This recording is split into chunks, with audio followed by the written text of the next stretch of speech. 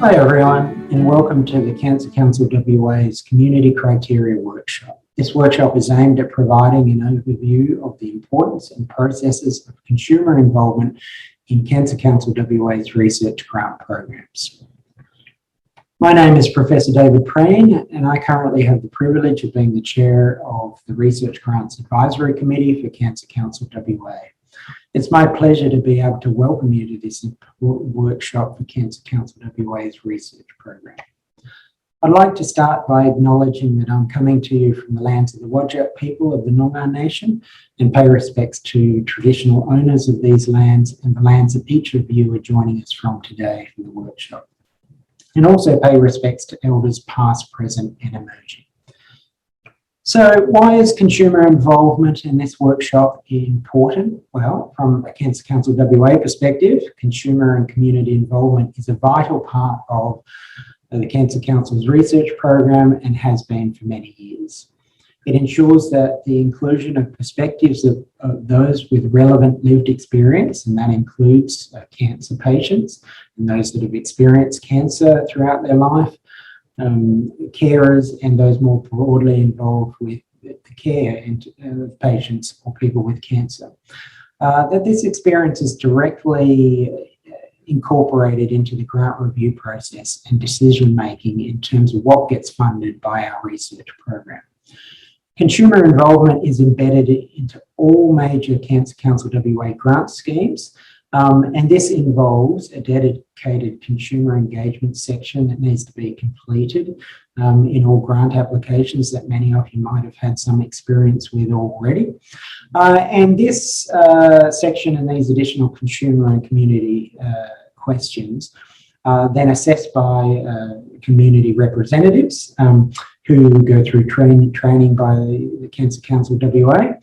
And also involves consumer representatives on the grant review panel for discussion in terms of applications once shortlisted.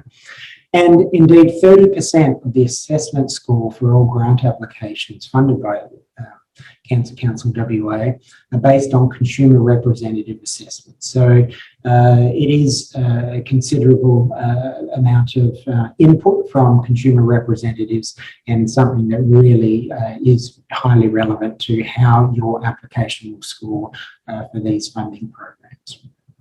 So why do we go to this trouble? Apart from the fact that, of course, it is the right thing to do to be involving the consumer voice and those that have experienced cancer and live with cancer in decision-making processes in terms of where Cancer Council WA funds will be allocated.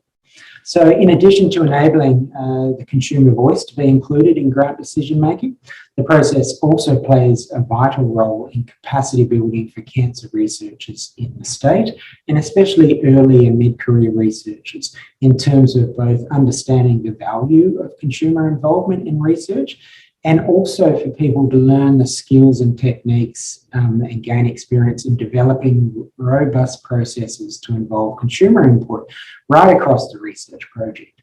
And this isn't just at the end of the research project with result interpretation or maybe dissemination of findings to community or other advisory groups, but where relevant, also to include the consumer voice and experience and perceptions and input into project conceptualization and design.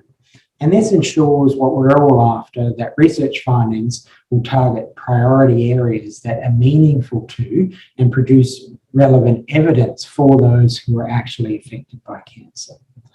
In addition to Cancer Council WA in its research program, community and consumer involvement is also something that is important to health research in general. I've been fortunate enough to be involved with consumer participation in my research program for decades now. And this actually started with the first position that I was appointed to post-PhD, which was a project that involved consumer participation. Back then, many years ago, it was more the exception rather than the rule, but fortunately things have changed, and these days, especially in the cancer research space, there is an expectation that consumers and community representatives will actually be considered with research proposals that are funded by organisations such as the Cancer Council. So I certainly understand that not everybody has had the same experience as myself, and in fact many of you attending this workshop possibly are completely new to the area of consumer involvement, and if so, you've certainly come to the right place, and this workshop will be highly beneficial. So I hope you find this workshop informative and beneficial for not only future Cancer Council WA grant applications, but also for your wider research program going forward as well. So enjoy. Hello, I'm Susan Hayes, and I've been a community representative on research grant panels for Cancer Council WA and other organisations for the last 8 years. Today, I hope to explain to you the nature of this role and how it influences your grant applications. So firstly, why are community representatives involved in research? Principally, it is to ensure that there is a broader perspective brought to bear on the research process, to ensure that funds are directed towards areas which are important to the wider community. Most research funding is public money provided by donors, large and small, and having people with a lived experience of cancer as part of the decision-making process creates greater accountability. Consumer representatives can also perform a valuable role in explaining the importance of the research to the general public.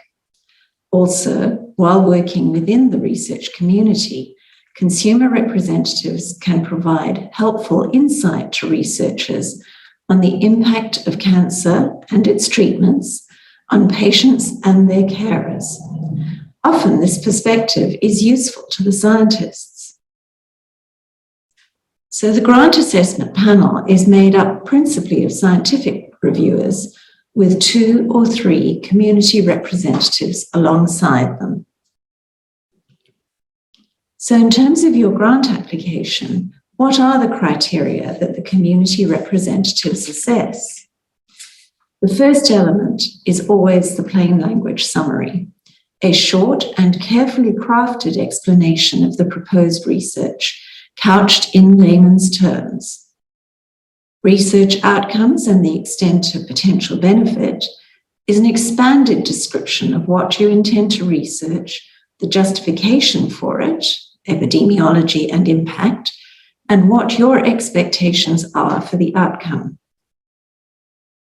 The pathway to translation is an important section and often misunderstood. It needs to be a timeline of the steps and timeframes within the proposed research phase of milestones that you're going to achieve to deliver the research outcomes, and then the steps and timeframes to follow to achieve translation into clinical practice. Equity is another often misunderstood section. It has nothing to do with gender equity. This section allows you to highlight where the proposed study will deliver benefits to underserved patient groups, specific disease types, or to remote or regional patients or those with special physical or cultural needs. This is especially helpful if an underserved community is within Western Australia. Finally, the section explaining consumer representation within your research project. We will return to each of these sections in more detail shortly.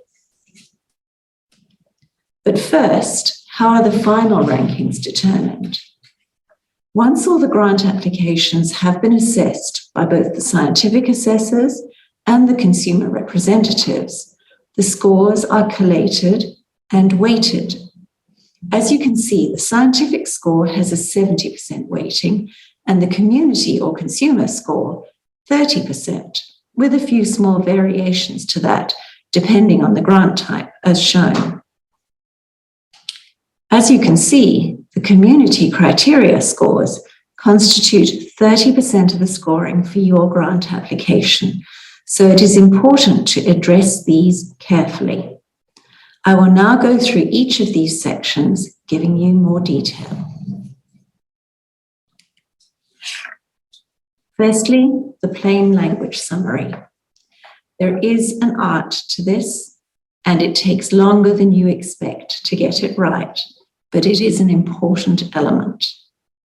Should your application be successful, this will be used to explain to the wider community what the research funds have been awarded to.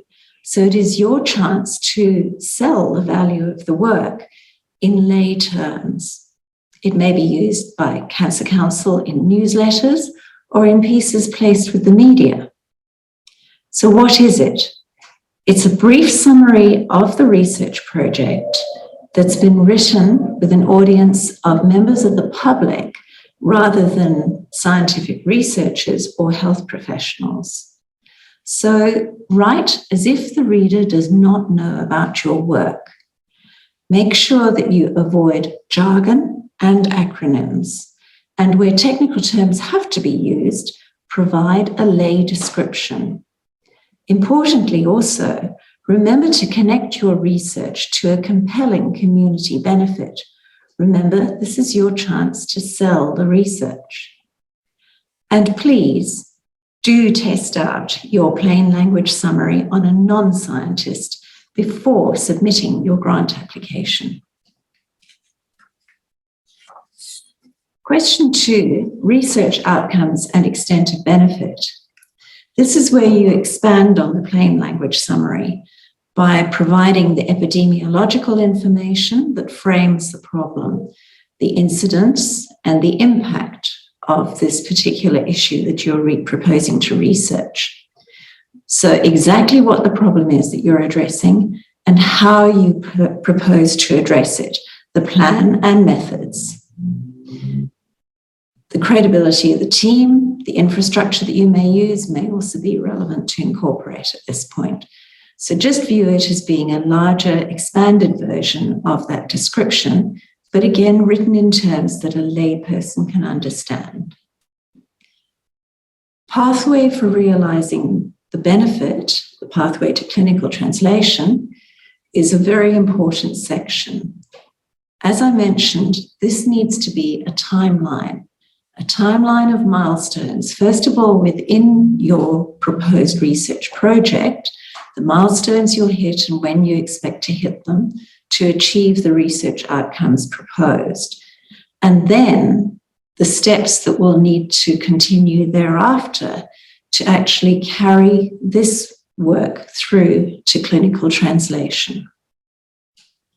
And finally, equity. In this section, this is your opportunity to explain who in society will be impacted by successful outcomes of this research. So where will the impact be felt? Is this particularly in regional areas or in communities of special need? Or does it target perhaps an under-researched form of cancer or a rare side effect of treatment? And basically explain why the benefit will be delivered to people within the community. The final section is the consumer involvement section. And this is where you present a thoughtful, planned approach to involving consumers from the initiation of the project, including putting together your grant application. Your consumer representative can be really helpful to you in putting together, in particular, your plain language summary, but also helping you craft the other community criteria questions to make sure that they are couched in terms that a non-scientist and non-medical specialist can understand. In addition to that, following on after a successful grant application, they can provide a lot of good input. They can help you with phrasing consent forms, for example, recruitment material, even helping with the recruitment of participants to be involved in the research. And they can also help with producing newsletters that may go out to support groups. Another area where often consumer representatives have shown their value is in participating in discussions during the research around issues that are of sensitive or ethical nature. So it is important, you'll see from all this, that you must select suitable, named and trained consumer representatives, people who have a lived experience of the kind of cancer that you are researching, either as patients or as carers. And please note, the patients involved in your study are not your nominated consumer representatives. A sidebar to this is also to say that the assessors will be looking for evidence of consumer involvement in all the sections of your grant application, not simply in the answer to this one question. So these are the 5 questions in the community representative section of the grant application. I would like to remind you that the Cancer Council WA has excellent resources online to help you with the grant application process, and with guidance and good sample answers. I would urge you to review these when completing your application.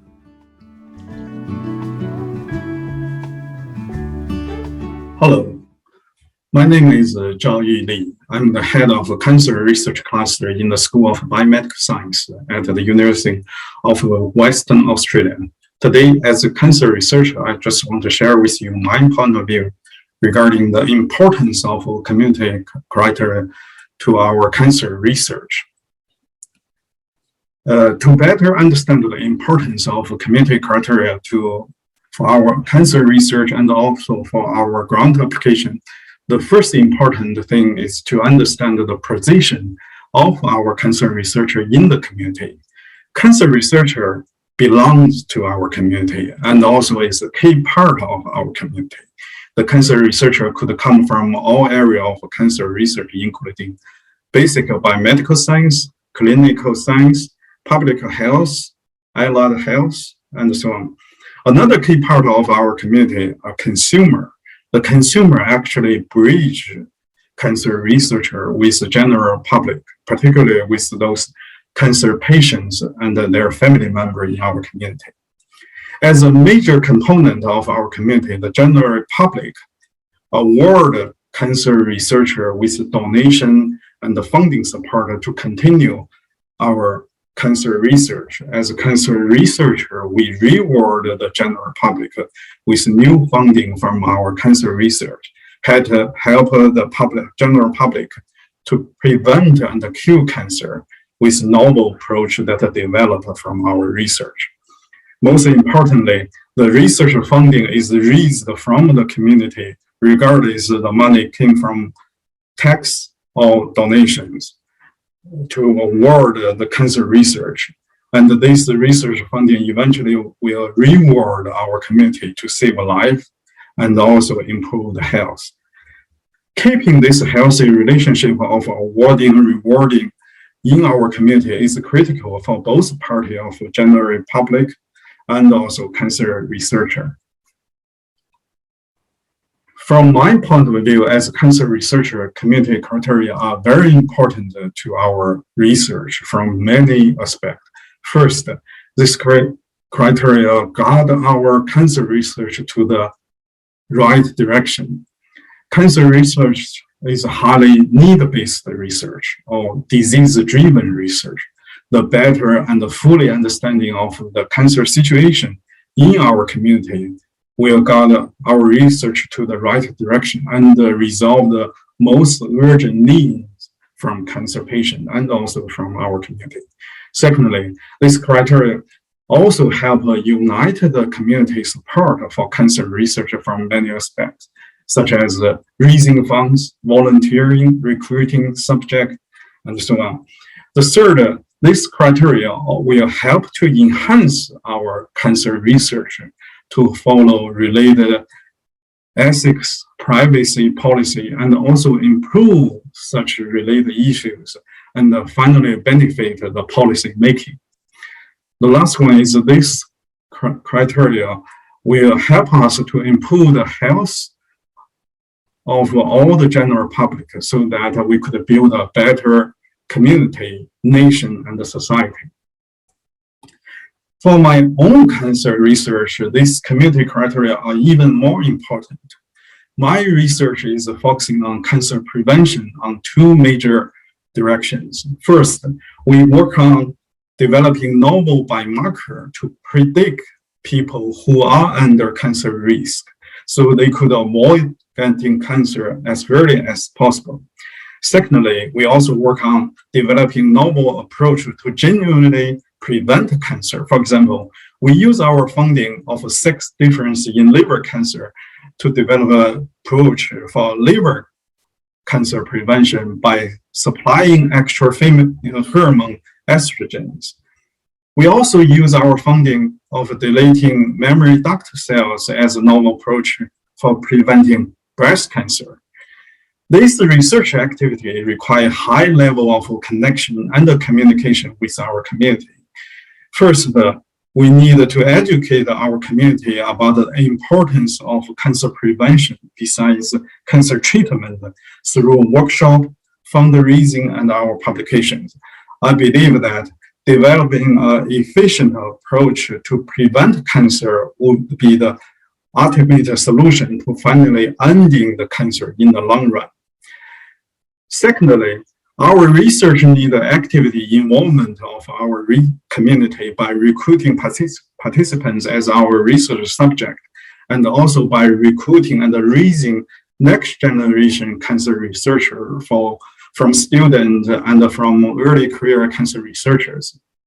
Thirdly, we are also actively involved in community activity like fundraising, meetings, policy makings. The first is consumers are highly involved in our research activity by research consulting and the grant application. Finally, I would like to thank those people who help me or help my research from many aspects as a consumer representative. They are Ms. Susan Hayes, Ms. Maz Osborne, Ms. Leslie Carville, Ms. Olivia Lamas. They not only support my own research, but also support all cancer research activity that I have been involved. For example, I'm currently leading a newly developed platform for cancer research collaboration named Cancer Research Cluster. Our Cancer Research Cluster was initiated last year by the School of Biomedical Science at UWA.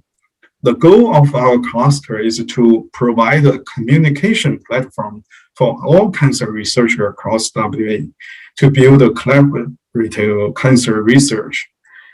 With the great support from WA cancer research community, especially the consumer and the community involvement program, we are now having over 115 class members from most research institution, government agency, and public communities across WA, such as UWA, Harry Perkins Institute, Curtin University, and Edith Cowan University, Fiona Stanley Hospital, Sir Charles Gardner Hospital, and TKI, WA Cancer Registry, Consumer and Community Involvement Program, include both consumer representative and advocates. Our cluster have a monthly gathering with the research talk from both basic and clinical cancer researcher, and also workshop from consumer involvement, biobanking, funding opportunity, fundraising, and so on. Currently, our cluster is seeking funding support from the state and the federal funding agency to move our cluster to the next level. Our consumer representatives are highly supporting this effort, but not only being a part of our cancer research programs as a consumer representative, but also contribute to this new effort as even advisory board members. In summary, our research is built upon our community and supported by our community. Therefore, learning and following this community criteria to research is of great importance for our research and for our funding applications. Thank you. So thank you for your attention during this presentation. I hope that the last few minutes have proved useful in explaining the role of consumers in research, as well as how best to craft your grant application to respond to the consumer sections. After all, the involvement of consumers in research is a global movement that's been going on for more than 50 years. It is required by most major research funding bodies, and according to the Cochrane Institute, who have required this involvement of consumers from the 1980s, they have demonstrated that it results in better quality research. So thank you for paying attention today. I hope this was useful to you.